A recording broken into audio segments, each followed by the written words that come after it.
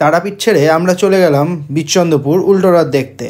বৃষ্টি পড়ার জন্য অনেক লেটে বেরিয়েছি, জানি না আমরা উল্টো রথ দেখতে পাবো কি পাবো না, বাট এসে দেখি এখানে রথযাত্রা শেষ এবং রথগুলো দাঁড়িয়ে আছে। ইভেন এখানে জগন্নাথ মহাপ্রভুর আরতিও চালু হয়ে গেছিল। লেটে এসে যে খুব একটা খারাপ হয়েছে সেটা কিন্তু নয়। তো তারপরে আমরা এখানে রথের সাথে একটু মুভমেন্ট ক্যাপচার করে নিলাম। একটুখানি আরতি দেখে আমরা চলে গেলাম অন্য রথগুলো দেখতে। মাঝখানে ছিল সুভদ্রা দেবীর রথ, সবার সামনে ছিল বলরাম দেবের রথ। রথযাত্রা শেষ হয়ে গেলেও লোকের ভিড় কিন্তু এখানে বিন্দু মাত্র কমেনি। 1 বছর পরে হয়তো দেখতে পাবে, সেই জন্য হয়তো সবাই অপেক্ষা করছে।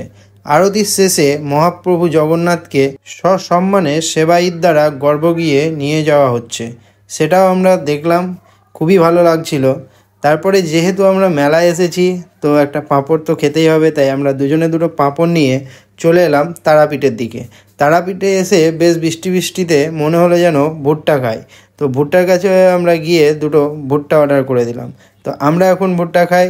দেখা হচ্ছে পরের ভিডিওতে, ততক্ষণ সবাই ভালো থেকো, সুস্থ থেকো, টাটা।